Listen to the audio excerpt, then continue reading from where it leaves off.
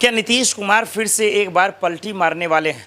दर्शकों, जो खबरें आ रही हैं बिहार की जनता को चौंकाने वाली है। जिस तरीके से जेडीयू से जो खबरें आ रही हैं, एनडीए में टूट फूट के जो खबरें आ रही हैं, और तेजस्वी यादव ने एक निजी चैनल में जो पासा पलटने की बातें कहीं, इंडिया गठबंधन में शामिल होने की बातें कहीं, यकीन मानिए चुनाव से पहले किसी पर यकीन करना, विश्वास करना अपने आप में कहीं ना कहीं जो है एक मूर्खता होगा, क्योंकि चुनाव बहुत नज़दीक है, बेहद नज़दीक है।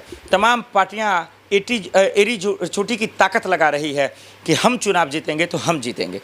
अब ऐसे में तेजस्वी यादव का ये बयान, ये ऐलान नीतीश कुमार की हमदर्दी बता रही है या वाकई में दुश्मनी बता रही है? चुनावी दुश्मनी की बात कर रहा हूँ दर्शकों, सियासी दुश्मनी की बात कर रहा हूँ कि क्या जेडीयू फंस चुकी है? सवाल होता है तेजस्वी यादव से।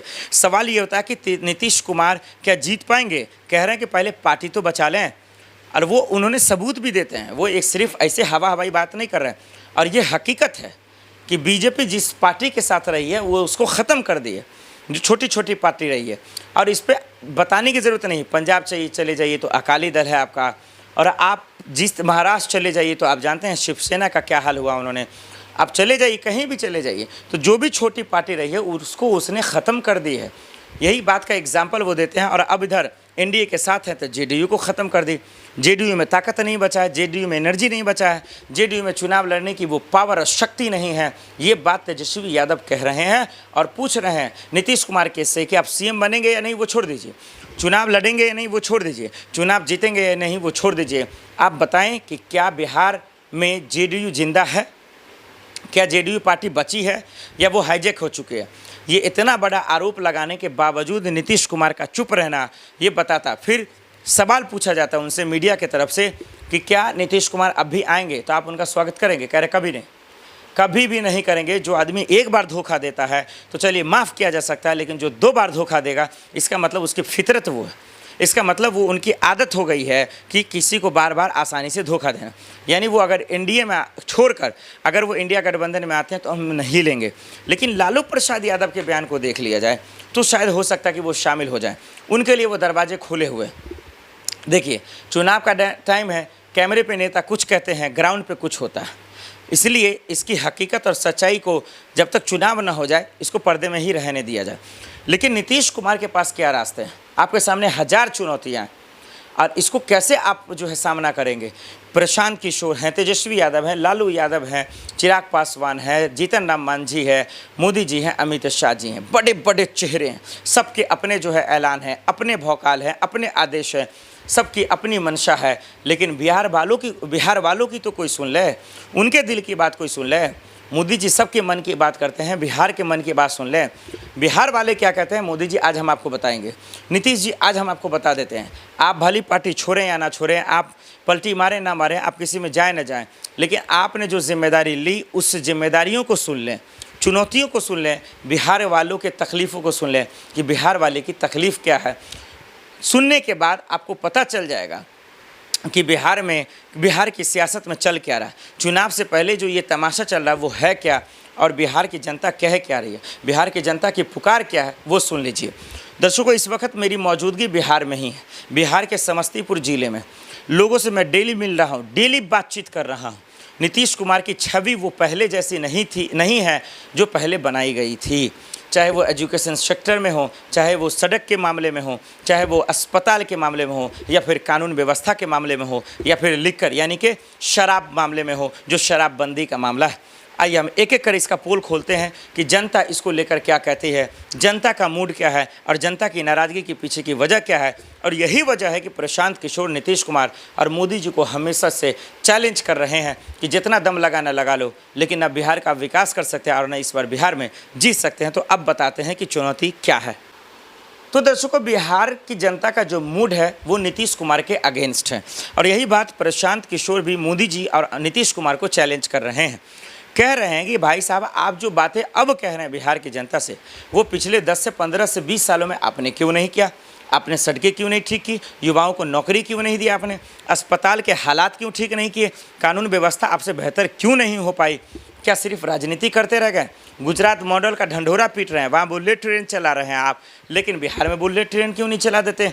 वहाँ आप कारखाने खोल रहे हैं, बिहार में कारखाने क्यों नहीं खोल देते? प्रशांत किशोर का देखिए, मैं राजनीतिक तौर पे तो फ़ैन कभी नहीं हो सकता, लेकिन मुद्दों के तौर पे, मसलों के तौर पे जिस तरीके से वो इन दिनों बिहार की सियासत और राजनीति में एक्टिव है, यकीन मानिए वो जीत जाने के बाद भले ही पलट जाएंगे, लेकिन जिस मुद्दे पे बात कर रहे हैं वो बिहार की जनता के हक की बात है, वो बिहार के युवाओं के हक की बात है। क्या आज युवा पलायन नहीं कर रहे हैं? क्या बिहार के लोग पलायन नहीं कर रहे हैं? क्या 8 से 10 हज़ार नौकरी कमाने के लिए तरस नहीं रहे? क्या बिहार के युवा परेशान नहीं है? दर्शकों, ये बात प्रशांत किशोर गलत कैसे कह सकते हैं? और मोदी जी किसकी बात करते हैं? 5 किलो राशन देने की बात करते हैं, एक ठो जो है वो पैसेंजर टाइप का ट्रेन खुलवाने की बात करते हैं। भाई बुलेट ट्रेन चलवाओ ना, फैक्ट्री खुलवाओ ना, चीनी मिल खुलवाओ ना, सड़क को दुरुस्त करवाओ ना, अस्पताल के हालात ठीक करवाओ ना। जो पीएमसीएच में लोग दम घुट कर मर जाते हैं, जो सरकारी अस्पताल ठीक नहीं है, जो गुंडों की राज चल रही है, जो डॉक्टर गुंडागर्दी करते हैं, पुलिस प्रशासन मौजूद नहीं है, कोई गरीब का इलाज नहीं हो सकता, खुशी खुशी 10 जगह पे जो है वो तड़पेंगे, परेशान होंगे, तब जाकर इलाज होगा, तब तक तो उनकी जानें चली जाती हैं, जिंदा रहते वो मर जाते हैं। स्कूल के हालात देख लीजिए, लोग क्या व्यवस्था बना रखा है आप लोगों ने। तो प्रशांत किशोर का सवाल जायज़ है, सवाल प्रशांत किशोर की चुनौती जायज़ है। भले ही ये बात आज बिहार की जनता को ना समझ में आए, मोदी जी को ना, उसको समझेंगे भी क्यों, तेजस्वी जी को ना समझ में आए, मैं तो कहता हूँ प्रशांत किशोर को शामिल हो जाना चाहिए। हालांकि वो खुद ही दावा कर रहे हैं कि स्वराज पार्टी उनकी जीत रही है, तमाम सीटों पे चुनाव लड़ा जाएगा। तो अगर जीत जाते हैं वो बिहार से प्रशांत किशोर, तो याद रखिएगा सिर्फ ये मोदी जी, अमित शाह जी, नीतीश कुमार के मुंह पर तमाचा नहीं है, ये बिहार के 20 से 50 साल पुरानी पार्टी के मुंह पर तमाचा है कि जो रहकर आप नहीं कर पाए वो प्रशांत किशोर रहकर कर दिखा दें। उन मसलों पे जीता जो देश के लिए है, जो बिहार के लिए है, जो बिहार के लोग रह रहे हैं उनके लोगों के लिए, जहां स्कूल की बात हो रही है, जहां अस्पताल की बात हो रही है, जहां बेरोजगारी की बात हो रही है, महिलाओं की सुरक्षा की बात हो रही है, कानून व्यवस्था की बात हो रही है। चुनाव इसी पर होते ही है। इसलिए दर्शकों, चुनाव के तारीखों का ऐलान होने वाला है। नेताओं का सिलेक्शन करें, पार्टियों को समझें, उनके बयानों को समझें कि एक देश का प्रधानमंत्री आता है, गुजरात में कुछ कहता है, बिहार में कुछ कहता है, किसी राज्य में कुछ कहता है।